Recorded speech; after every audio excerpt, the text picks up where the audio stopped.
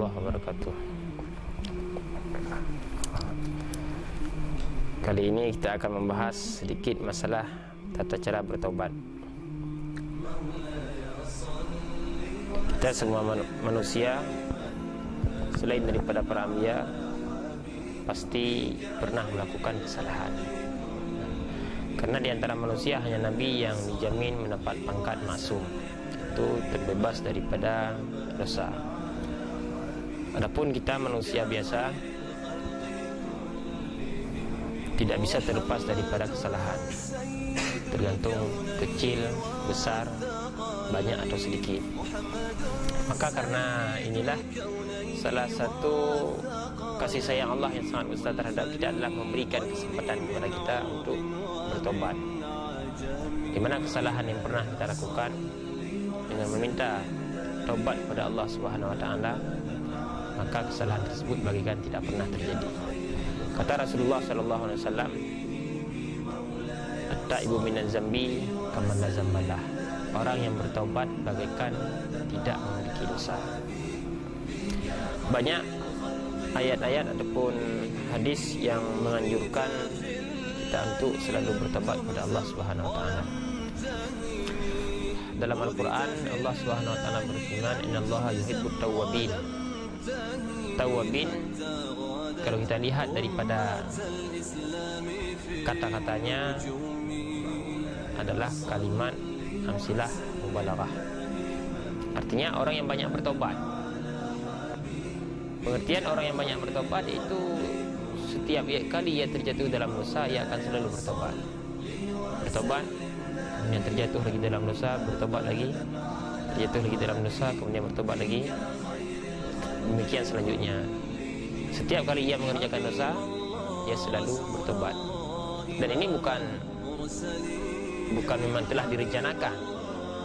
Bukan telah direncanakan, hari ini saya bertobat, besok saya akan kembali mengerjakan dosa. Kemudian saya bertobat lagi, kemudian saya kembali akan mengerjakan dosa. Tapi memang pada saat tersebut dia memang telah yakin dan telah bertekad untuk bertobat dengan sebenarnya. Tapi esok harinya ia terjatuh kembali dalam dosa, kemudian bertobat lagi. Ini adalah sikap yang Allah mintai. Kemudian bagaimana tata cara bertobat tersebut? Yang pertama, dosa manusia terbagi kepada dua. Ada dosa yang memang hanya berhubungan dengan Allah semata, dan ada dosa yang berhubungan dengan manusia. Yang pertama, dosa yang hanya berhubungan dengan Allah semata. Misalnya, kita melihat sesuatu yang diharamkan, kita mengucap sesuatu yang diharamkan. Dosa yang hanya berhubungan dengan Allah semata, cara bertobatnya ada 3 hal.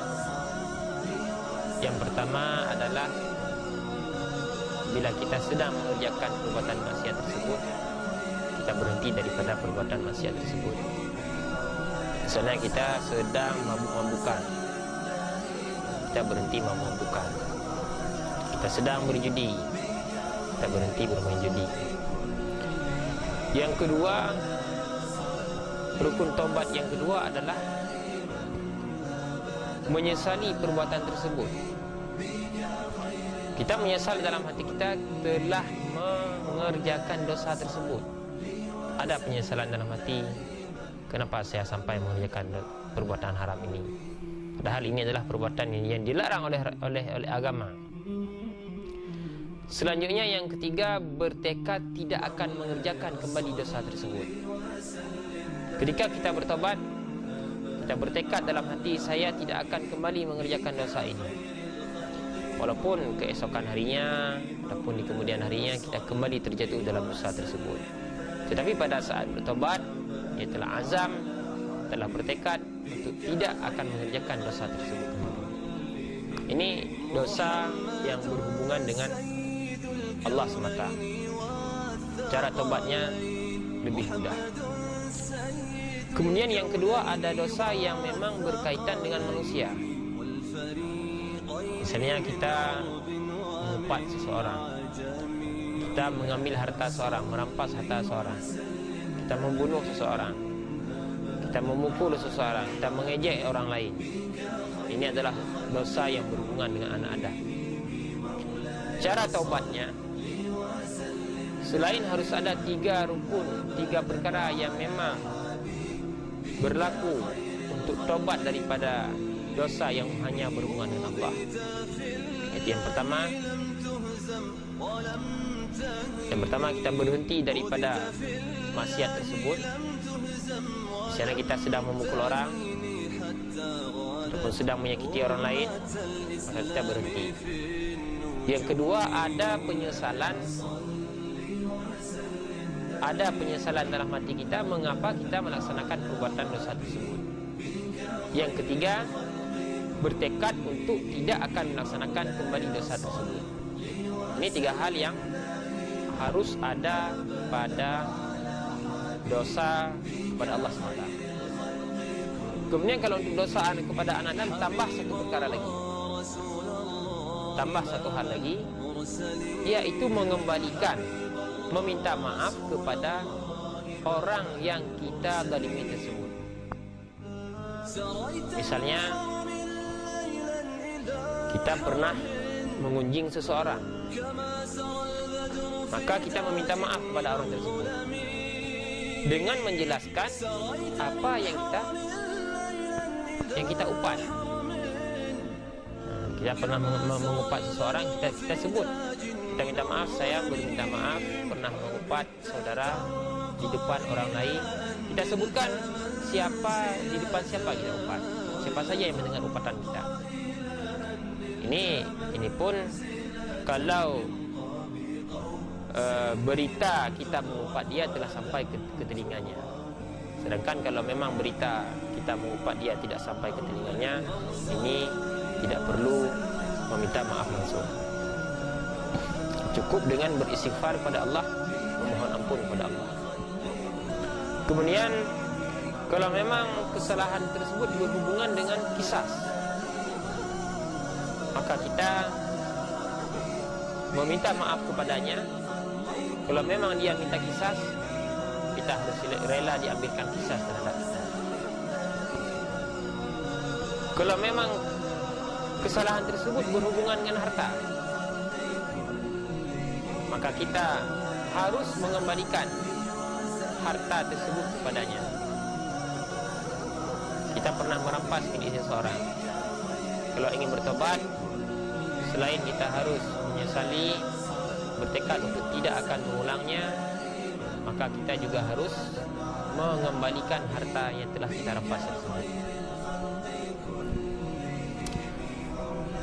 Selanjutnya, kalau memang orang yang kita zalimi tersebut sudah tidak ada lagi, ini bagaimana kita meminta maaf kepada mereka? Bagaimana kita akan mengembalikan harta mereka? Maka kalau memang kesalahan yang bukan berkaitan dengan harta, ini yang dapat kita lakukan hanyalah berdoa kepada Allah Subhanahu Wa Taala dan melakukan kebaikan. Kita niatkan, kita hadiahkan pahalanya kepada orang tersebut. Mudah-mudahan di akhirat kelak Allah Subhanahu Wa Taala memberikan kepada orang tersebut, sehingga memberikan hidayah kepada orang tersebut, sehingga dia memaafkan, merelakan kesalahan kita. Adapun kesalahan yang berkaitan dengan harta, sedangkan orang yang pemilik harta tersebut sudah tidak ada lagi, ahli warisnya tidak ada. Kalau memang masih ada ahli waris, harta tersebut kita serahkan kepada ahli waris yang berhak menerimanya. Sedangkan bila ahli waris sudah tidak ada, maka harta tersebut harus kita serahkan kepada Baitul Mal. Kalau memang Baitul Mal tersebut jelas, ataupun harta tersebut kita pergunakan untuk kemaslahatan umum, kita serahkan kepada seorang yang terpercaya untuk diberikan kepada fakir miskin, dengan cita-cita dengan niat bila suatu saat pemilihan tersebut kita temukan, maka kita akan membayar kembali semua hak-hak yang telah kita ambil darinya. Maka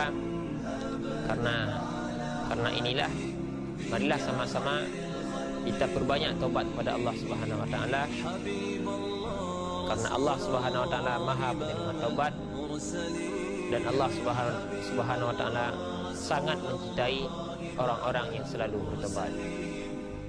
Billahi taufiq wa hidayah. Assalamualaikum warahmatullahi wabarakatuh.